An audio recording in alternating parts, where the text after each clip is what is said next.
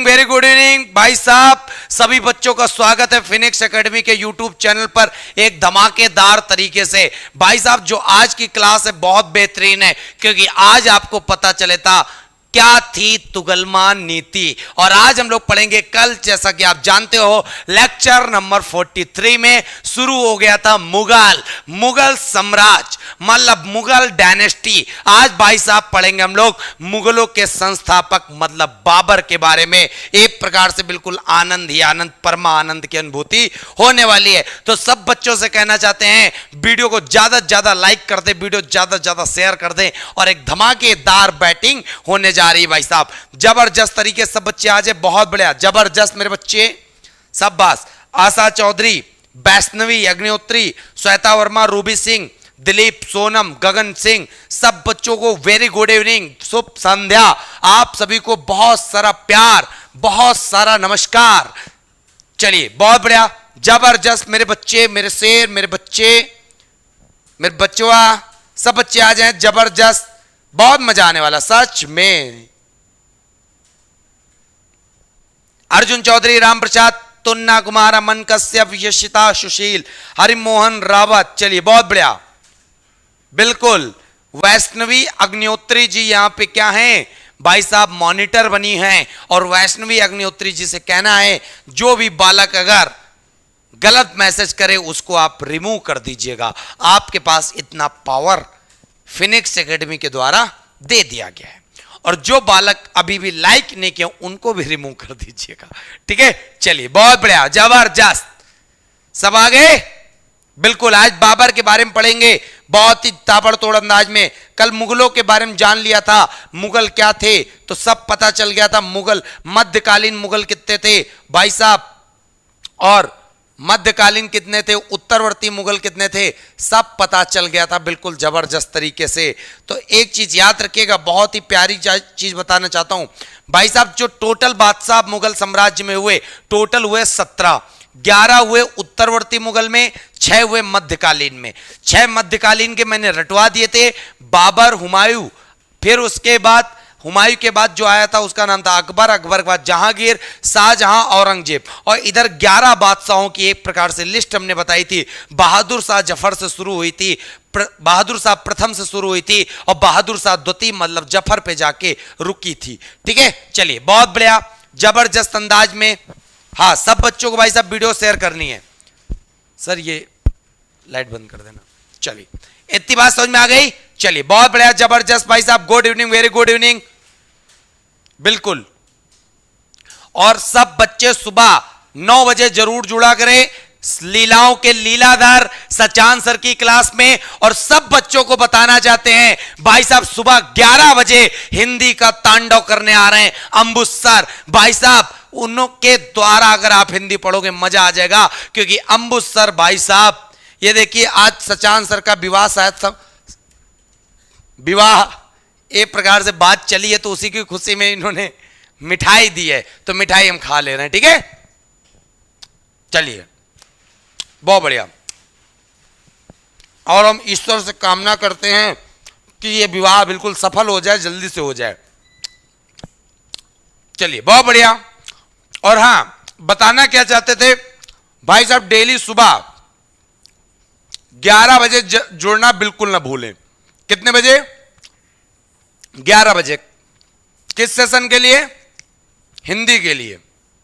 वो भी किसके द्वारा? अंबुज सर के द्वारा। क्यों? क्योंकि भाई साहब वो इस हिसाब से पढ़ाएंगे कि जैसे उन्होंने युवा विकास कल्याण अधिकारी में 50 में 49 नंबर लेकर आए और आज अधिकारी बन गए, तो उसी प्रकार आपको हिंदी पढ़नी है, जिससे आपका एसएससी, जीडी, पैट सारे एग्जाम में सिलेक्शन हो जाए। तो 11 बजे हिंदी पढ़ना है आपको, ठीक है। चलिए बहुत बढ़िया, बाबर के बारे में पढ़ते हैं बहुत ही धमाकेदार तरीके से। तो बाबर के बारे में सबसे पहले जान लेते हैं, यह मुगल साम्राज्य का संस्थापक है। गद्दी पर ये कब बैठा? भारत में 1526 से मेन स्टार्ट होता है भारत में मुगल साम्राज्य, और कब तक ये रहेगा? 1530 तक का। और याद रखिएगा बाबर को क्या कहा जाता है? मुगल साम्राज्य का संस्थापक।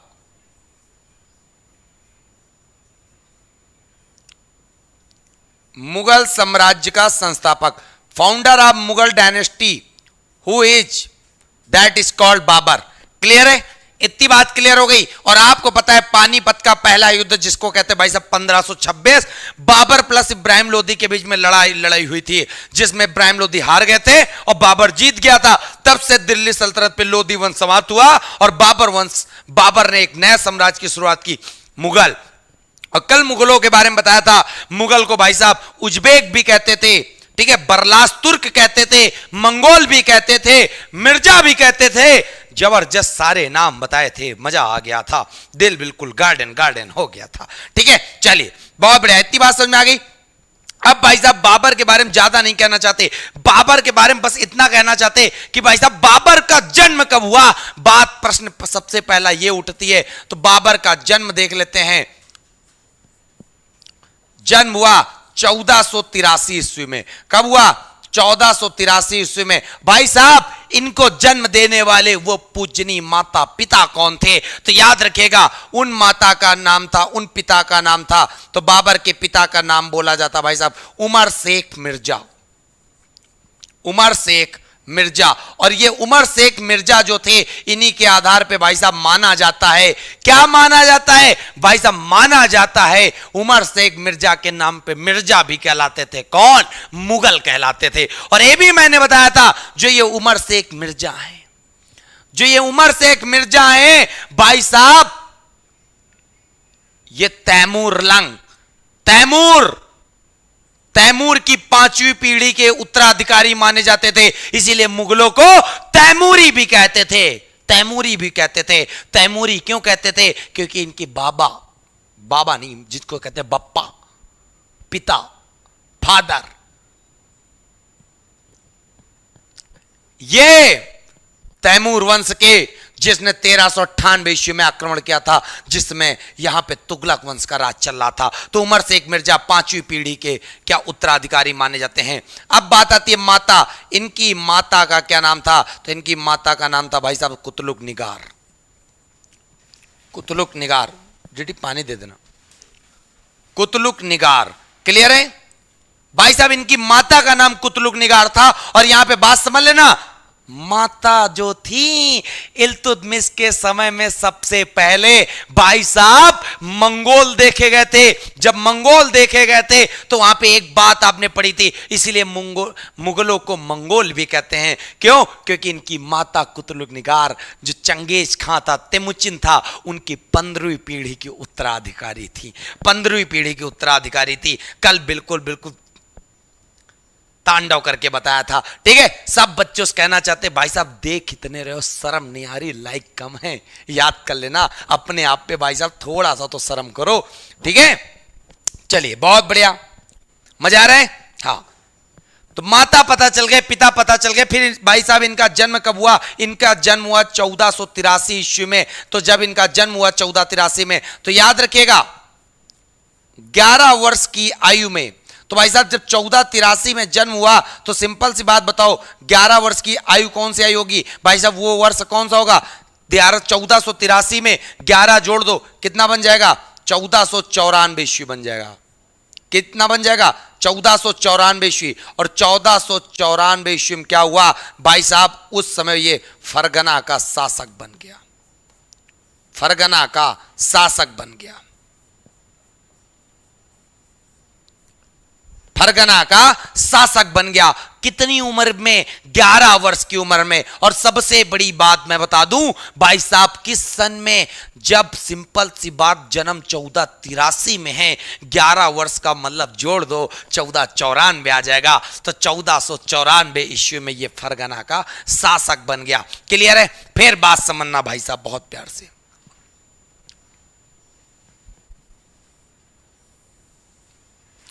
1500 जो 7 ईस्वी है, 1507 ईस्वी,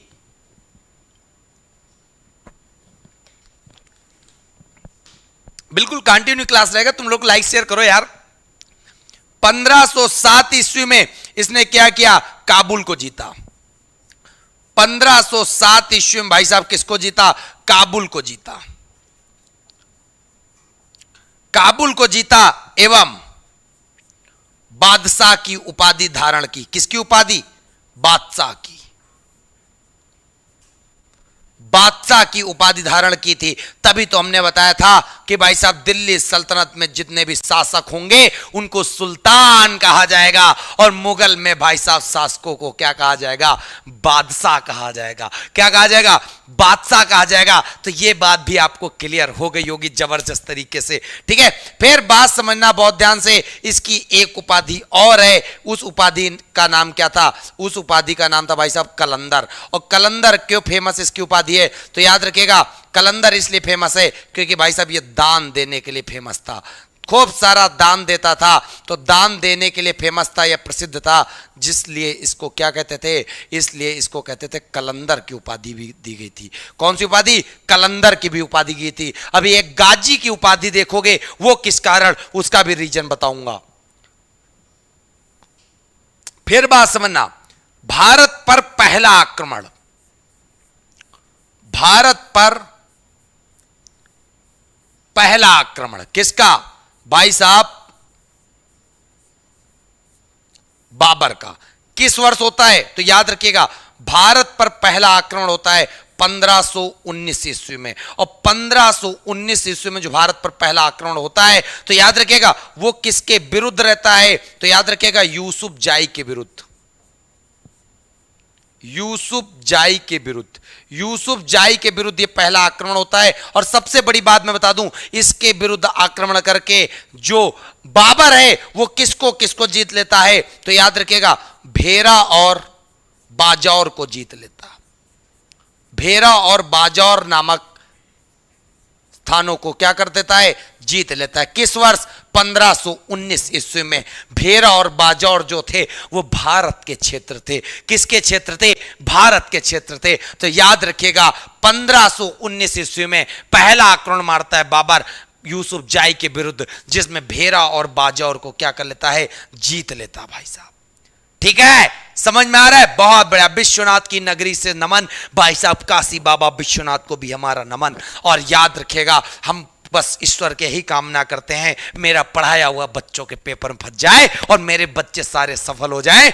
बच्चे सफल तो मास्टर सफल, बच्चे असफल तो मास्टर सबसे ज्यादा असफल। क्योंकि भाई साहब मैं जैसी शिक्षा दूंगा वैसी तुम पाओगे, और मैं वैसी शिक्षा दूंगा जिससे तुम सफल होगे, चाहे मुझे भाई साहब एड़ी चोट पसीना एक करना पड़े।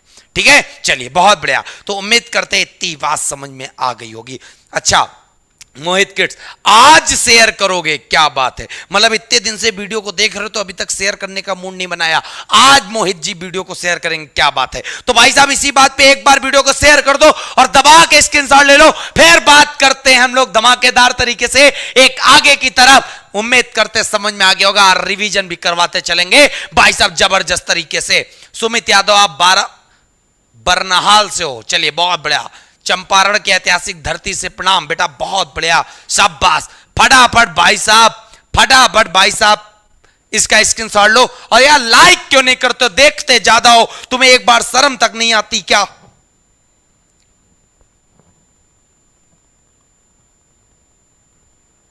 अरे थोड़ा सा तो ख्याल रखा करो मेरे बालक। चलिए बहुत बढ़िया, जबरदस्त तरीके से भाई साहब आपको लाइक शेयर करना है।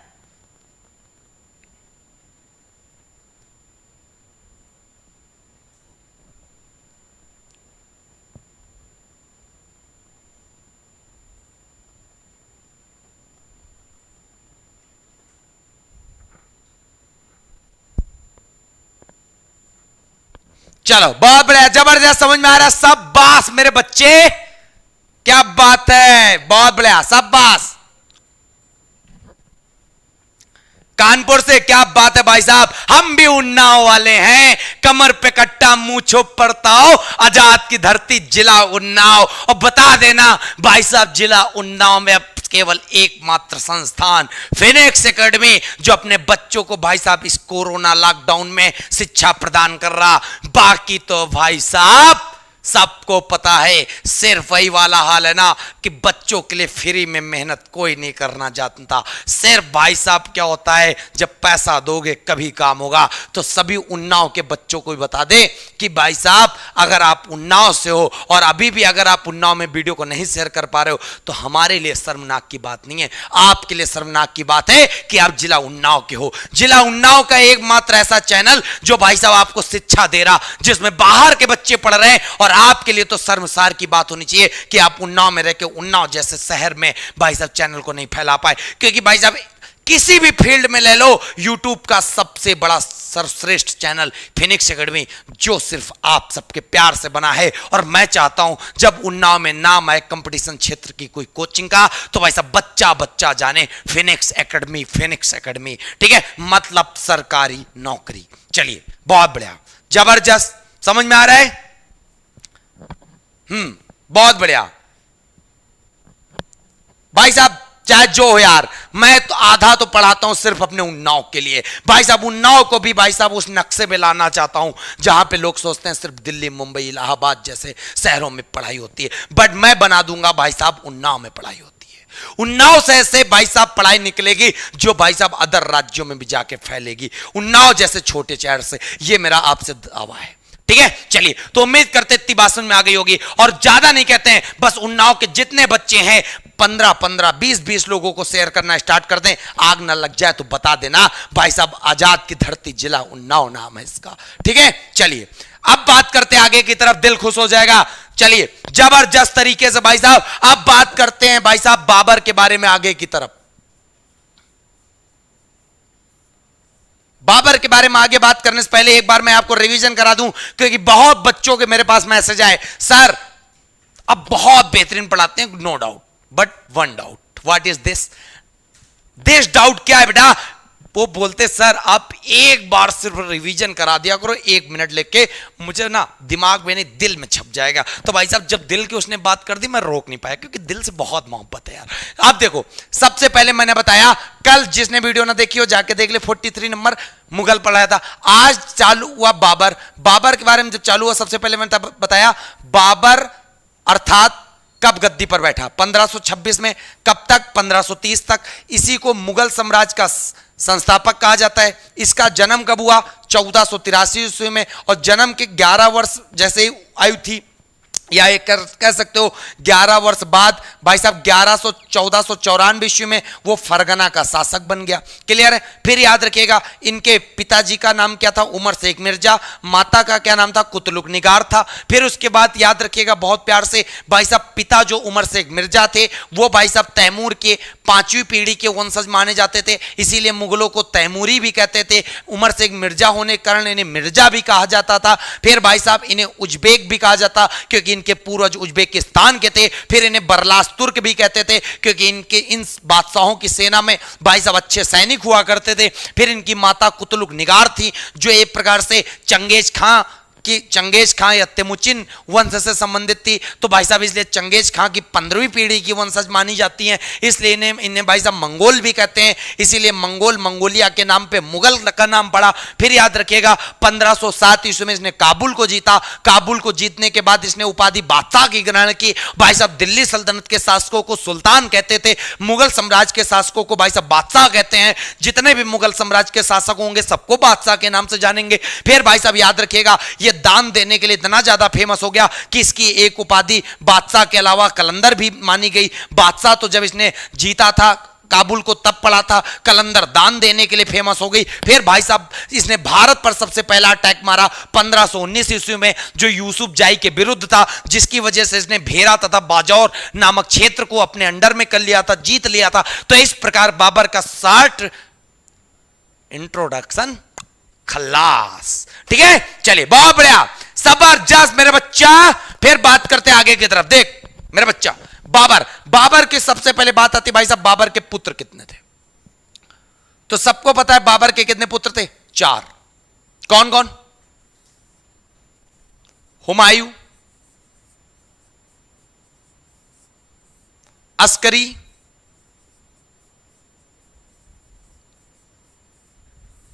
कामरान और हिंदाल और हिंदाल, हुमायूं, अस्करी, कामरान, हिंदाल, ये 4 पुत्र थे जो भाई साहब बाद में जाके, जो ये हुमायूं व्यक्ति आपको दिख रहा है, यही बाद में जाके बाबर के बाद गद्दी संभालेगा 1530 के बाद, ठीक है। लेकिन उसके पहले बाबर का भारत पे पहला आक्रमण जो था 1519 ईस्वी में था, जो भाई साहब यूसुफ जाई के विरुद्ध था, बेहरा तथा बाजौर क्षेत्र को जीता था। उसी प्रकार बाबर के 4 युद्ध बहुत फेमस युद्ध माने जाते हैं, और उन युद्धों को भाई साहब एक ट्रिक के माध्यम से नहीं, हम लोग सीरियल से पढ़ेंगे क्योंकि उनमें बहुत सारे प्रश्न मिलेंगे। तो सबसे पहला युद्ध मैं बता दूं, जिस वर्ष ये बैठा था वो वर्ष युद्ध जीत कर ही गद्दी पर बैठा था, वो भाई साहब सन था 1526 ईस्वी, और भाई साहब उस युद्ध का नाम था, जिसका नाम था पानीपत, पानीपत का युद्ध। और जो पानीपत का युद्ध था, आज पता चल जाएगा, बहुत पढ़े हो तुगलमानीत, तुगलमानीत क्या होती है, तुगलमानीत किसी को नहीं पता होगी, आज मैं बताऊंगा। भाई साहब तुगलमानीत बहुत पढ़े हो कि पानीपत के पहले युद्ध में तुगलमानीत का प्रयोग किया गया था। क्या होती है तुगलमानीत, क्या होती है, क्यों भाई साहब फेमस है, ठीक है। फिर भाई साहब बात समझना बहुत ध्यान से, 1526 ईस्वी में पानीपत का युद्ध। अब बात आती भाई साहब पानीपत का जो युद्ध हुआ वो किसके किसके बीच हुआ, तो सिंपल सी बात है, सारे युद्ध हम किसके पढ़ रहे हैं, बाबर के। तो बाबर और प्लस इधर बादशाह एक जो दूसरा होगा वो भाई साहब लोदी वंश का अंतिम शासक, जिसका नाम था इब्राहिम लोदी। इब्राहिम लोदी के बारे में आपको इतना तो पता ही होना चाहिए, last emperor of the Lodi dynasty, that is called Ibrahim Lodi. भाई साहब जो बैटल ऑफ पानीपत है किसके मध्य हुई थी, तो याद रखिएगा बाबर वर्सेस इब्राहिम लोदी, जिसमें जीता कौन, बाबर। क्योंकि याद रखिएगा बाबर ने कोई युद्ध हारा नहीं, बाबर ने कोई युद्ध भारत में हारे नहीं। इब्राहिम लोदी जिसमें हार गया था, इब्राहिम लोदी भाई साहब हार गया था। इब्राहिम लोदी हारा भी, उसके पीछे रीजन था। क्यों, क्योंकि भाई साहब इसके चाचा और इसका भाई इसके खिलाफ षड्यंत्र रच दिए थे, इसलिए ये हार गया भाई साहब। फिर बात समझिए, इब्राहिम लोदी के विरुद्ध कौन हो गया, तो याद रखिएगा इसके चाचा का नाम था, जो भाई साहब इसके विरुद्ध हो गए, जिनका नाम था आलम खान, और इसका भाई भाई साहब इसके विरुद्ध हो गया, उसका क्या नाम था, दौलत खां लोदी, दौलत खां लोदी। तब ये युद्ध हार गए, वरना ऐसे ना हारते। अब भाई साहब इस युद्ध को बाबर ने जीता, उसके पीछे रणनीति थी, बहुत सारे रीजन थे। रीजन पहला नंबर 1, भाई साहब अगर किसी को कोई धोखा दे देना सबसे बड़ा बेकार काम है।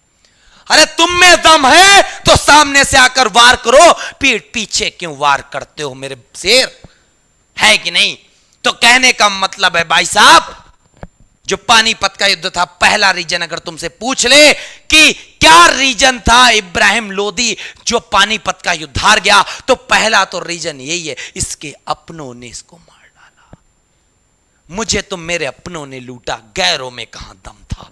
तो गाना तो सुने ही होगे। तो भाई साहब यहां पे गाना, कोई लव स्टोरी वाला बात नहीं बता रहा हूं, सिर्फ युद्ध की बात बता रहा हूं। फिर भाई साहब बात समझ लेना, पहला कारण क्या हुआ, इसके अपनों ने क्या कर दिया, धोखा दे दिया। कौन, उसके चाचा और उसके भाई ने। तो याद रखेगा जो पानीपत का युद्ध है, दूसरा रीजन क्या है जीतने का, क्योंकि भाई साहब बाबर ने इस युद्ध में एक नीति प्रयोग की थी, जिसका नाम था तुगलमा नीति, जिसका नाम था तुगलमा नीति।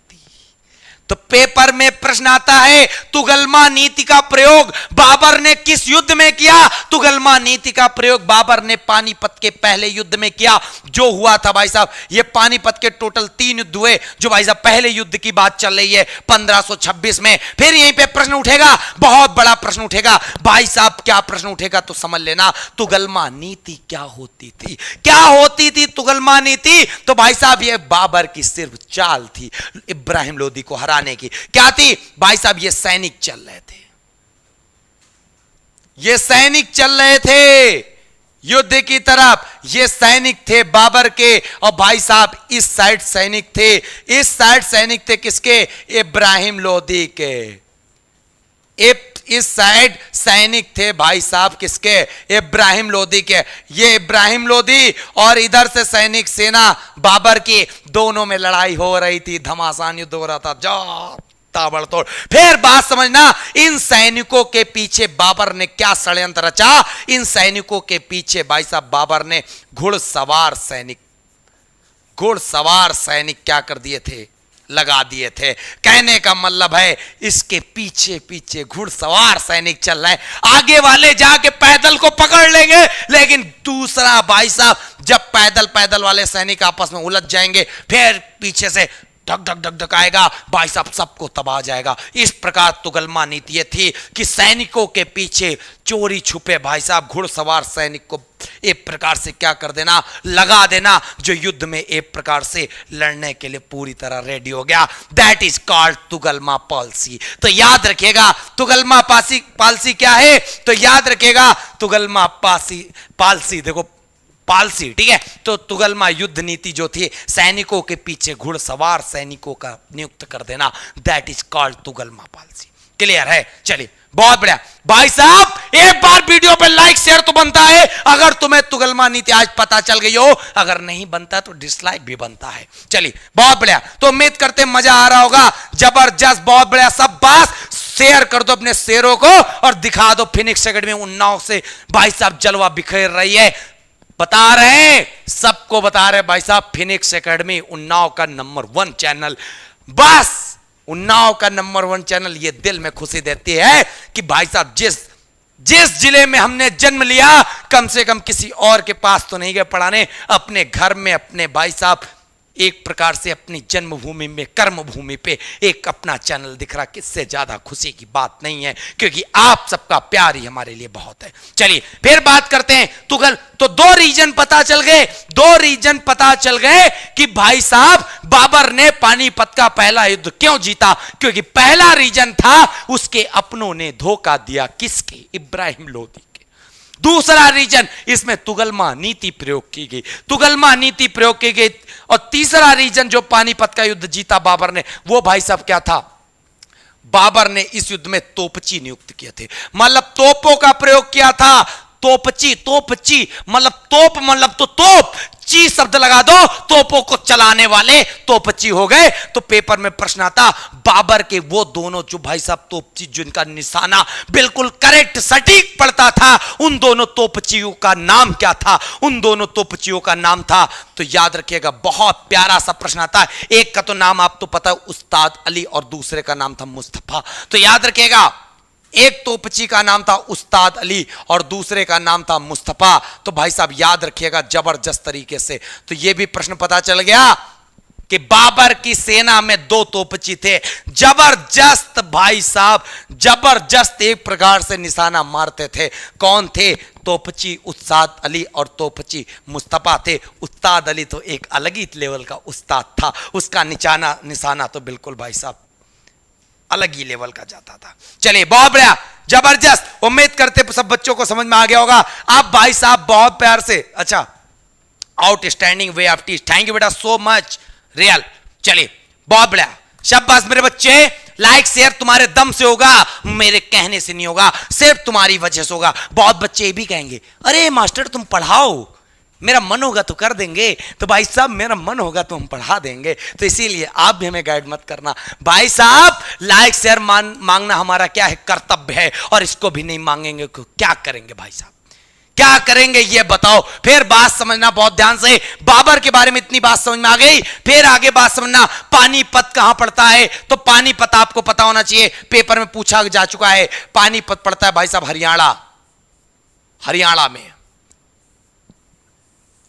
हरियाणा की राजधानी भाई साहब चंडीगढ़ पड़ती है, चंडीगढ़। फिर यहीं पे याद रखिएगा सुल्तानपुर पश्चिम बिहार कहां पर है, हरियाणा में। फिर यहीं पे एक प्रश्न याद रखिएगा बहुत अच्छे से, इसने हरियाणा में एक मस्जिद बनवाई, किसने, बाबर ने। तो पेपर में प्रश्न पूछी जाती है, काबुली बाग मस्जिद, उस मस्जिद का नाम था काबुली बाग मस्जिद। और यह काबुली बाग मस्जिद कहां पड़ती थी भाई साहब, पानीपत हरियाणा में। विकास सोनी बहुत बातें करते हो सर जी, मैं अगर बातें करता हूं तो पढ़ा कौन रहा, मैं चच्चा थोड़े पढ़ा रहे हैं भाई साहब, पढ़ा तो हम ही रहे ना। अगर मैं बातें करता हूं तो मेरे चच्चा तो पढ़ा नहीं रहे कि चाचा पढ़ा चले गए, मैं बातें कर रहा हूं। अजीब इंसान हो यार, कुछ नहीं मिलता, तो कुछ ना कुछ बहाने लगा देते हो। हाँ,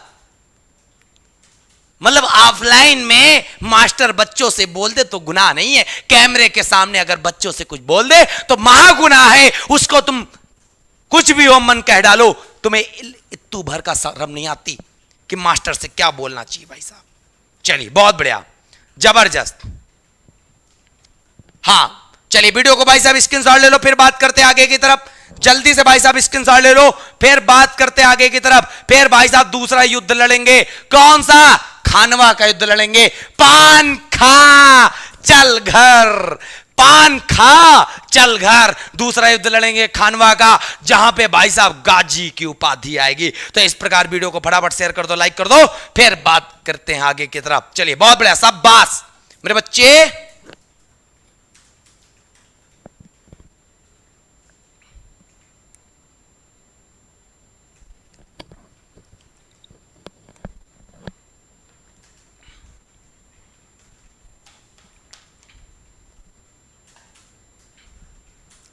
चलिए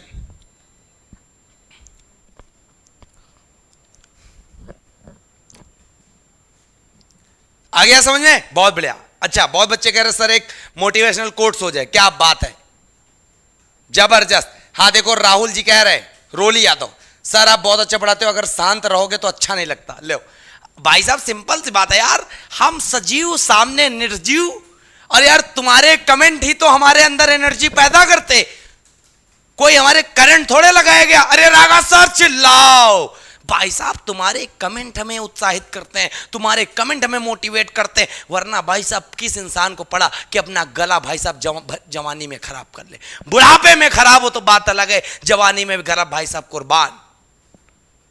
ठीक है चलिए, बुझी समा भी जल सकती है, बुझी समा भी जल सकती है, तूफानों से कश्ती भी निकल सकती है। बुझी समा भी जल सकती है, तूफानों से कश्ती भी निकल सकती है। होके निराश मत बदल अपने इरादे, होकर निराश मत बदल कर अपने इरादे, तेरी किस्मत कभी भी खुल सकती है। तो याद रखिएगा भाई साहब, बुझी हुई समा भी कभी भी जल सकती है, तूफानों से कश्ती कभी भी निकल सकती है। हो के निराश या मायूस कभी में मत बदलना अपने इरादे, तुम्हारी किस्मत आज नहीं तो कल बदलनी पक्की है। ठीक है चलिए बहुत बढ़िया, जबरदस्त। फिर बात करते हैं भाई साहब खानवा के युद्ध की तरफ। चलिए बहुत बढ़िया, हाँ समझ में आ रहा है, क्या बात है मेरे बच्चे, बस तुम लोग शाबाश, शेयर लाइक उड़ा देना आज। ठीक है फिर भाई साहब सीरियल से युद्ध है, 1526 हो गया। फिर भाई साहब देखो 1527 ईस्वी, और 1527 ईस्वी में जो युद्ध हुआ उसका नाम था भाई साहब खानवा का युद्ध। क्या नाम है? खानवा का युद्ध। जो खानवा का युद्ध है भाई साहब किस वर्ष है? 1527 ईस्वी में। और याद रखिएगा बहुत प्यारा सा प्रश्न है, खानवा का युद्ध किसके किसके बीच? बाबर प्लस राणा सांगा, बाबर प्लस राणा सांगा। और राणा सांगा के बारे में बताया था, बाबर जीत गया, राणा सांगा हार गया। भाई साहब राणा सांगा के बारे में बताया था, मेवाड़ का शासक था, मेवाड़। अब बात समझना बहुत ध्यान से, खानवा का युद्ध हुआ था, बाबर ने, राणा सांगा बहुत ही प्रतापी शासक था, बाबर ने इस युद्ध को क्या नाम दे दिया? जिहाद का युद्ध। जिहाद मतलब क्या होता है भाई साहब? धर्म से रिलेटेड। एक प्रकार से खानवा का युद्ध कैसा हो गया? धर्म युद्ध हो गया। खानवा का युद्ध कैसे हो गया भाई साहब? धर्म युद्ध। मतलब धर्म को लेकर जो लड़ाई हो गई वो भाई साहब जिहाद का युद्ध कहलाया, धर्म युद्ध का, और उसको कहते हैं खानवा का युद्ध। किस वर्ष हुआ भाई साहब? 1527 में। किसके मध्य? बाबर प्लस राणा सांगा के बीच में, जिसमें विजयी कौन हुआ? बाबर विजयी हुआ, राणा सांगा भाई साहब यहां पे क्या हुआ? हार गया। और राणा सांगा इतना ज्यादा प्रतापी शासक था कि भाई साहब इसने लड़ते लड़ते लड़ते लड़ते इस युद्ध में क्या किया? एक हाथ, एक पैर और एक आंख गवा बैठा। एक हाथ, एक पैर, एक आंख गवा बैठा। भाई साहब कौन गवा बैठा? तो याद कर लेना, राणा सांगा ने गवा बैठा। राणा सांगा ने। क्लियर है? फिर बात समझना मेरे बच्चे, बहुत प्यार से समझना, जबरदस्त तरीके से समझ में आ जाएगा। एक हाथ, एक पैर, एक आंख गंवा बैठा। भाई साहब कौन? राणा सांगा। बाद में क्या होता? 1527 में तो युद्ध लड़ा गया। भाई साहब बाद में हुआ क्या? 1528 ईस्वी में राणा सांगा के सैनिकों ने 1528 ईस्वी में इसके सैनिकों ने, किसके सैनिकों ने? इसी के सैनिकों ने क्या दे दिया? इसी के सैनिकों ने भाई साहब जहर दे दिया। इसी के सैनिकों ने क्या कर दिया? जहर दे दिया। किसको दे दिया? राणा सांगा को दे दिया, जिससे इसकी क्या हो जाती है? मृत्यु हो जाती है। किसकी भाई साहब? राणा सांगा की। ठीक है। जिहाद क्या है? जिहाद भाई साहब धर्म की बात है। जैसे एक हिंदू, एक मुस्लिम, होता नहीं है कि जिहादी लोग मार डाले, जिहादी चक्कर में हो गया। ठीक है, तो बात समझना बहुत ध्यान से। क्या बात समझोगे भाई साहब? इसके सैनिकों ने इसको जहर दे दिया। एक पेपर में प्रश्न आएगा, भाई साहब बाबर के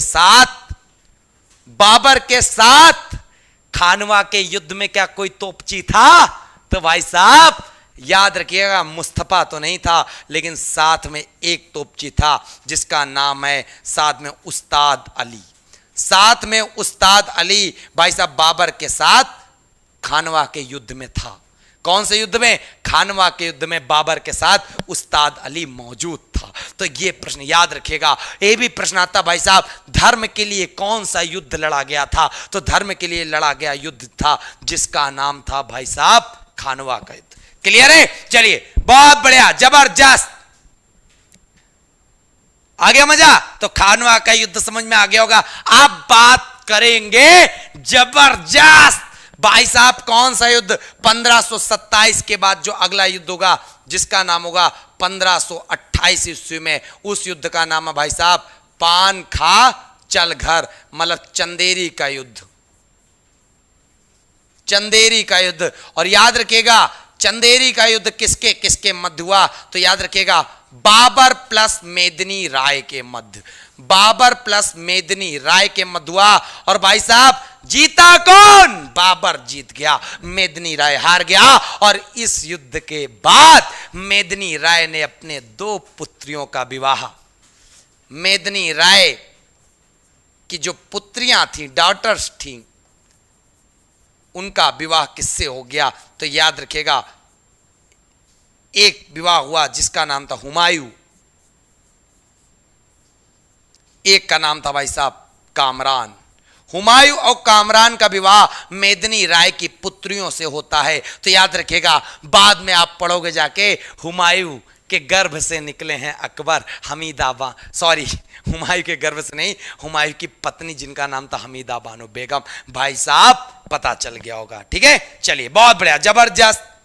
हाँ, हिस्ट्री में इंटरेस्ट आने लगा। सब बास मेरे बच्चे, आप सबको हिस्ट्री में इंटरेस्ट आ रहा है? जबरदस्त, बहुत बढ़िया। बस आपको सबको समझ में आना चाहिए।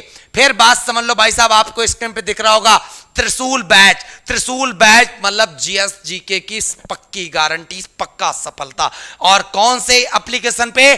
स्टडी पाई एप्लीकेशन पे। और जिस बच्चे ने भी बैच ज्वाइन नहीं किया, भाई साहब इस नंबर पर कॉल करके आप त्रिशूल बैच को ज्वाइन कर सकते हैं और जीके जीएस में 4 चांद लगा सकते हैं। पूरा फुल कोर्स है हमारा जीके जीएस का, फिजिक्स केमिस्ट्री बायो, ठीक है, फिजिक्स केमिस्ट्री बायो, और साथ में polity, history, geography, science, economics, current affairs की पीडीएफ के साथ एक बेहतरीन कोर्स जीके जीएस का इस नंबर पे आपको मिल जाएगा। और जिसको जीके तथा जीएस का, जीके जीएस प्लस मैथ का कोर्स चाहिए, तो भाई साहब वो फाउंडेशन बैच आप ज्वाइन कर लीजिए। जबरदस्त तरीके से आपको ये बैच मिल जाएगा। ठीक है, इस नंबर पे आप कॉल करके आप बैच को ज्वाइन कर सकते हैं। तो फटाक से स्क्रीनशॉट ले लें, फिर बात करते हैं भाई साहब आगे की तरफ। ठीक है, चलिए, ये देखो फाउंडेशन बैच आपको दिख रहा होगा।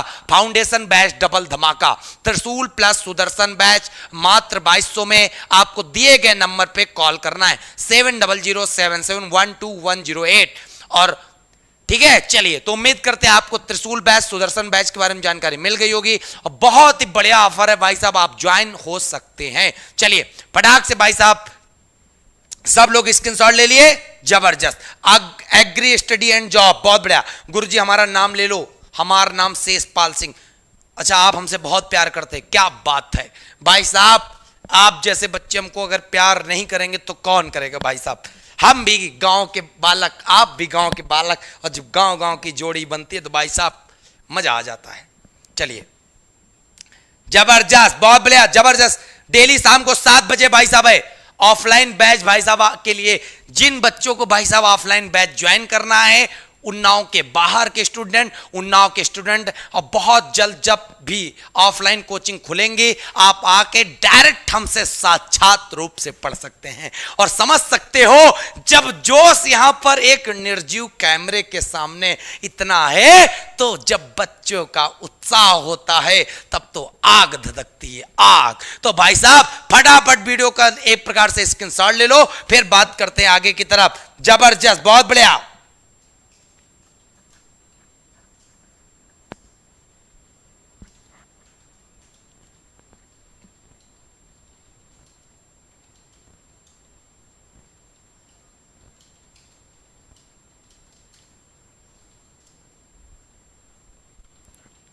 जबरदस्त, बहुत बढ़िया, शाबाश मेरे बच्चे।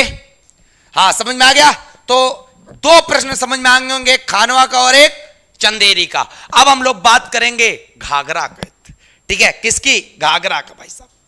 जबरदस्त, क्या बात है मेरे बच्चे, शाबाश। समझ में आ रहा है। हिमांशी, संजीव, जबरदस्त भाई साहब। संजीव आपका भी नाम ले लिया यार, क्यों परेशान होते मेरे बच्चा, है ना। बहुत बढ़िया।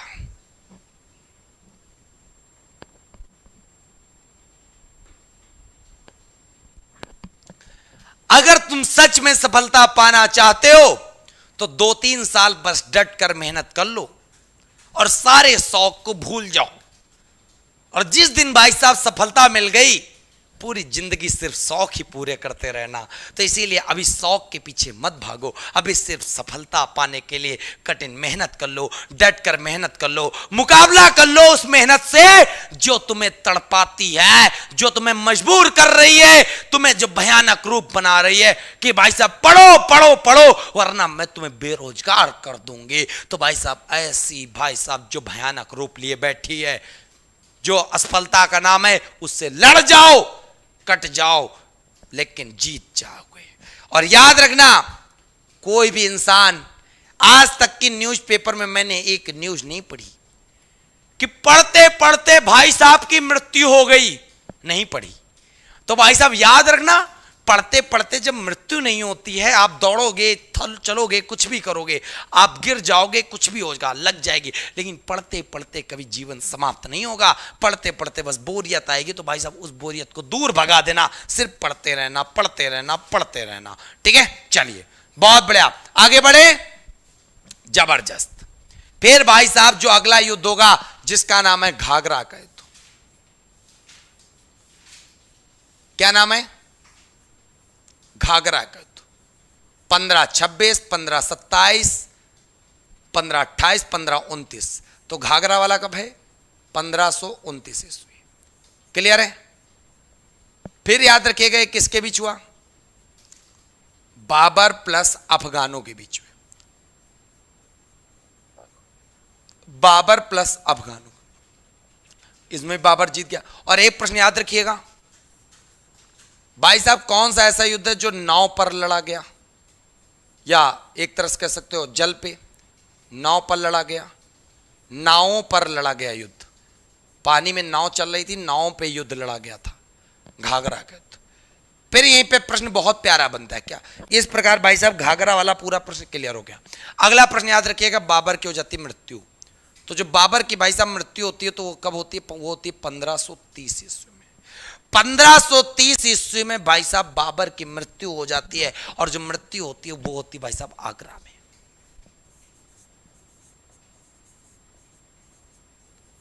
फिर उसके बाद भाई साहब मृत्यु 1530 ईस्वी में आगरा में। उसके बाद याद रखिएगा इसका जो मकबरा बनता है किसका, बाबर का। तो मकबरा कहां बनता है, तो याद रखिएगा काबुल में, जो अफगानिस्तान की राजधानी है काबुल, वहां पे इसका मकबरा बनता है। किसका मकबरा बनता है भाई साहब, बाबर का बनता है। तो याद रखोगे, प्रश्न भी पढ़ोगे कि कौन कौन से ऐसे मुगल बादशाह हुए जिनका भाई साहब मकबरा भारत के बाहर है। तो एक तो मिल गया, बाबर। ठीक है, चलिए मुकेश कुमार करे आपका क्लास जैसा इंडिया में कोई क्लास नहीं देखा सर, क्या बात है, सैल्यूट है बेटा आपको, जो आप हमें इतना उत्साहित करते हैं, प्यार देते हैं। और भाई साहब जबरदस्त। अभय यादव सर ऑफलाइन खुलने के बाद ऑनलाइन पढ़ाएंगे, बिल्कुल पढ़ाएंगे बेटा, सब बस ठीक है। बाकी आप स्टडी पाई ऐप पे हमारा त्रिशूल बैच ज्वाइन कर सकते हो, आराम से वहां पढ़ सकते हो। ठीक है, जब ऑफलाइन बैच चलते हैं भाई साहब, ऑफलाइन बैच चलते हैं तो बहुत सारे बच्चे बैठते हैं, लेकिन एक भी बच्चा शोर नहीं करता।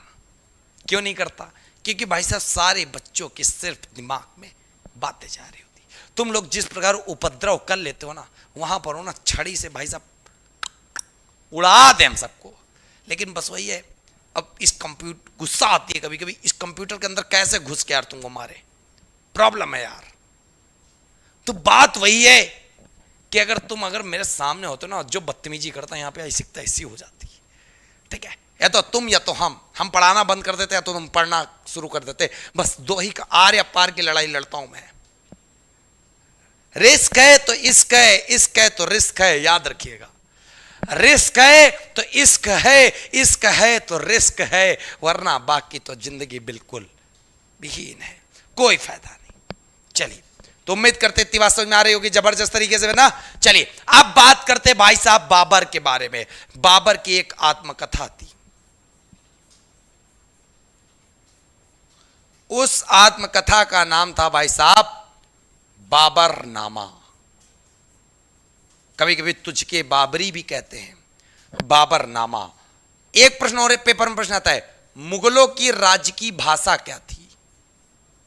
मुगलों की राज की भाषा मतलब दरबार में जो भाषा चलती थी वो कौन सी थी भाई साहब। जैसे फिनिक्स एकेडमी के दरबार में भाई साहब जो राज की भाषा है वो है शुद्ध हिंदी। ठीक है, शुद्ध हिंदी। चलिए फिर देखो, राज की भाषा भाई साहब जो मुगलों के दरबार की थी उसको कहते हैं फारसी। क्या कहते हैं, फारसी कहते हैं। और याद रखिएगा जबरदस्त तरीके से, क्या याद रखोगे, जो बाबर ने बाबरनामा, आत्मकथा का मतलब होता है आत्मकथा, आत्मा से कथा निकल रही है कि भाई साहब मेरी आत्मा कह रही है ए बाबर तूने ये भी किया, ए बाबर तूने वो भी किया। मतलब आत्मा से जो कथा गा रहा है वो होती है आत्मकथा। मतलब खुद जो लिखता है उसको भाई साहब आत्मकथा कहते हैं। क्लियर है, फिर बात समझना बहुत ध्यान से। जो बाबर ने आत्मकथा लिखी वो किस भाषा में लिखी, तो याद रखिएगा तुर्की भाषा में। बाबरनामा जो है वो भाई साहब किस भाषा में लिखी गई थी, वो तुर्की भाषा में लिखी गई थी। ये प्रश्न आपको तैयार रखना है, याद रखना है। हर एक बच्चे के दिमाग में गूंजना चाहिए, याद होना चाहिए, समझ में आना चाहिए। पेड बैच कब से चल रहा है भाई साहब, पेड बैच आप जाके वहां पे ज्वाइन कर सकते हो, मजा आ जाएगा। ठीक है, चलिए बहुत बड़ी अच्छी बात समझ में आ गई। आप मेरे बच्चा बात तो सुन ले। क्या सुनेगा, बाबरनामा का अनुवाद करवाया गया फारसी में, तुर्की भाषा में थी, लेकिन वही वाला हाल है ना, अंग्रेज लोगों ने अंग्रेजी बना दी, लेकिन हम इंडियन बहुत चगड़ हैं। पढ़ने के लिए मास्टर के पास जाते थे, मास्टर जरा इसका वो करो, आप क्या नाम एक्सप्लेन करो, हिंदी में समझाओ तब मुझे समझ में आएगा। क्या अंग्रेजी बोलते मास्टर साहब, हिंदी बोलो जरा। तो भाई साहब तुर्की भाषा में बाबर ने बाबरनामा लिख दी, लेकिन बाबरनामा का फारसी में अनुवाद, फारसी में अनुवाद किसने करवाया, तो भाई साहब बाबर का जो पोता था, पोता मतलब ग्रैंडसन अकबर ने, वो करवाया इसका फारसी में अनुवाद। फिर बात याद रखिएगा, क्या याद रखोगे, किसने, इन्होंने तो करवाया, हम गए अरे घर बनना है, बनना है, लेकिन बनाया किसने घर, अनुवाद किया किसने, तो भाई साहब याद रखिएगा दो व्यक्तियों ने किया इसका फारसी अनुवाद। एक तो था भाई साहब रहीम दास और एक दूसरा नाम था पाइंदा। पाइंदा था और दूसरा था भाई साहब रहीम दास। दो लोगों ने बाबरनामा का तुर्की भाषा से फारसी में अनुवाद मार दिया। इतनी बात समझ में आ गई होगी, ठीक है। चलिए बहुत बढ़िया, जबरदस्त। फिर बात समझना मेरे बच्चे, बाबरनामा का अंग्रेजी में भी अनुवाद हुआ। बाबरनामा का अंग्रेजी में भी अनुवाद हुआ। तो भाई साहब अंग्रेजी में अनुवाद किसने किया? अंग्रेजी में अनुवाद किसने किया? तो याद रखिएगा उनका नाम था मैडम वेब्रिज। मैडम वेब्रिज, कितना प्यारा नाम है। वेब सीरीज नहीं यार, वेब्रिज है। मैडम लगा लो, वेब सीरीज नहीं, वेब्रिज है, ठीक है। तो कहने का मतलब है कि याद कर लेना, बाबरनामा का तुर्की से फारसी में रहीम दास पाइंदा, और साथ में बाबरनामा का अंग्रेजी में मैडम वेब सीरीज नहीं, वेब्रिज। क्लियर है? तो जैसे ही तुम्हें याद आए वेब सीरीज की, अरे मेरे बच्चा बाबर वेब सीरीज है ना, तो वेब सीरीज मतलब वेबरीज याद रखिएगा, अंग्रेजी में अनुवाद बना। तो उम्मीद कर एक प्रकार से समझ में आ गई होगी। चलिए बहुत बढ़िया, जबरदस्त।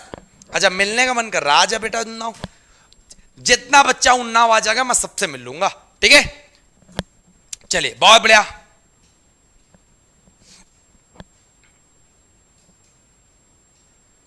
राधे जी कह रहे सर एक गाना गा दीजिए। भाई साहब गाना सब लोग बस एक ही गुनगुनाया करो, लंबी जुदाई, बस यही वाला गाया करो। क्यों? क्योंकि भाई साहब लंबी जुदाई का मतलब है जो जितना प्यार करता जिससे सबको कोने में लगा दो, लंबा डिस्टेंस बना लो लंबी जुदाई का। क्यों? क्योंकि भाई साहब अपनी मेहनत जब करोगे तो सफल हो जाओगे, क्योंकि सफलता के पीछे काम करने लगोगे, ठीक है। चलिए बहुत बढ़िया, सब बात मेरे बच्चे। हाँ कल से अंबु सर की क्लास है, परेशान ना होना, और 11 बजे हिंदी का तांडव करने आ जाना। भाई साहब अंबु सर मतलब युवा विकास अधिकारी सीधा आपको डायरेक्ट पढ़ाएंगे, मतलब हिंदी में कैसे उन्होंने 50 में 49 नंबर अचीव किए थे। और साथ में लीलाओं के लीलाधर की क्लास सुबह 9 बजे चल रही है, प्लेटफॉर्म किताब खत्म हो रही है। तो सुबह 9 बजे एक क्लास चलती है, एक क्लास चलती है सुबह 11 बजे, कल चलेगी हिंदी की। और सब बच्चों को बता दें कल शाम 5:30 बजे से SD यादव किताब मैथ की भी चलेगी, शाम 5:30 बजे SD यादव मैथ की भी चलेगी। अभी लास्ट में तुमको टाइम टेबल बताएंगे कि भाई साहब फिनिक्स एकेडमी उतर चुकी है मैदान में, कमर कस लो तुम सफलता पाने के लिए।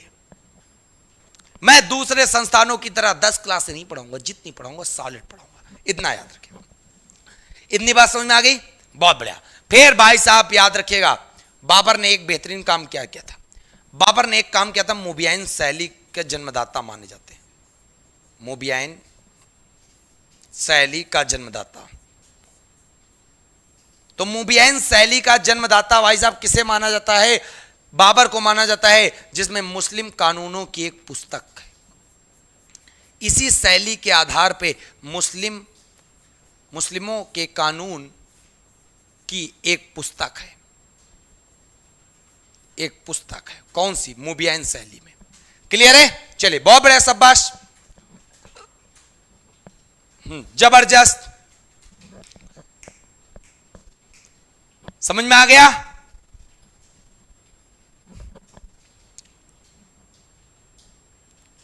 फिर देखिएगा बाबर के बारे में। अच्छा पहले स्क्रीनशॉट लोगे, ले लो यार, स्क्रीनशॉट ले लो। और जिन बच्चों ने अभी भी त्रिशूल बैच नहीं ज्वाइन किया, वो त्रिशूल बैच भाई साहब ज्वाइन कर सकते हैं मात्र 1500 रुपए में। अगर आपको GK GS अच्छा कर रहा है हमारे साथ, त्रिशूल बैच मतलब 1500 रुपया, मतलब राघव सर के साथ एक बेहतरीन स्टडी करने का मौका। साथियों जो आपको स्क्रीन पे नंबर दिया गया है, इस स्क्रीन पे भाई साहब आप नंबर पे कॉल कर सकते हैं, 7007712108। इस पर कॉल करके आप फाउंडेशन बैच, त्रिशूल बैच, सुदर्शन बैच सब ज्वाइन कर सकते हैं। और इस नंबर पे अगर कॉल करते हैं तो आपको भारी भरकम छूट भी मिल जाएगी। चलिए बहुत बढ़िया। तो उम्मीद करते हैं हर एक बच्चे को, ये क्या यार लाइक की संख्या में कमी है, जल्दी से लाइक करो यार, ज्यादा से ज्यादा। चलिए बहुत बढ़िया, सब बात मेरे बच्चा। तो उम्मीद करते हैं हर एक बच्चे को समझ में आ गया होगा दिल से। चलिए बहुत बढ़िया, अच्छा राज्य दर्शन करा दें तो देखना एक दिन फिर तांडव करते हैं राज्यों पे, ठीक है। बहुत जल्द देखो एक एक चीज हम सोच रहे हैं, दिमाग जो है ना हमारा बहुत तेजी से काम कर रहा है। राज्य दर्शन कराएंगे जबरदस्त। तो मैं एक बार बस वीडियो को इधर उधर सब कुलियन में डाल दो। गांव में क्या बोला था जब लुक्का छुपे खेली रहे, रामू कौनी गली में छुपे हो, पीछे वाली में कुलिया वाली चाची, आप भैया जब पहुंचे आइस पाइस तो लुक्का छुपके खेले हो, तो भाई साहब वही तरह लुक्का छुपे वीडियो सबकी जगह पहुंचा दो और सब जने बोले आइस पाइस, मतलब राघव सर की वीडियो को सब जगह लुक्का छुपी वाला खेल खिला दो। चलिए बहुत बढ़िया, इतनी बात समझ में आ गई। तो भाई साहब बाबर के बारे में आगे देख लो। फिर बात आती है भाई साहब जो बाबर के द्वारा बाबरनामा लिखी गई थी, जो बाबरनामा लिखी गई थी, बाबरनामा में बाबर ने किसे दक्षिण भारत का सर्वश्रेष्ठ शासक बताया? तो हमने ये बात तो पहले ही बताई थी। विजयनगर साम्राज्य में तुलु वंश का राजा था जिसका नाम था, विजयनगर साम्राज्य में तुलु वंश का राजा कृष्णदेव राय, जिनके दरबार में अष्ट दिग्गज रहते थे। अष्ट दिग्गज का मतलब है भाई साहब 8 क्लासिकल साहित्य, ठीक है। कृष्णदेव राय को क्या बताया? बाबर ने बाबरनामा में सर्वश्रेष्ठ शासक बताया। यह प्रश्न एक बार नहीं कई बार पूछा गया। फिर एक बार प्रश्न आया भाई साहब, क्या प्रश्न आया कि भाई साहब भारत में चारबाग शैली किसने बनाई? चारबाग शैली के बारे में हुमायूं में जाके पूरा अच्छे से पढ़ेंगे, लेकिन चारबाग शैली का प्रवर्तक कौन था? तो चारबाग शैली का जो प्रवर्तक था उसका नाम था भाई साहब बाबर। फिर यहीं पे याद रखिएगा आराम बाग की स्थापना किसने की? तो आराम बाग की स्थापना की भाई साहब बाबर ने।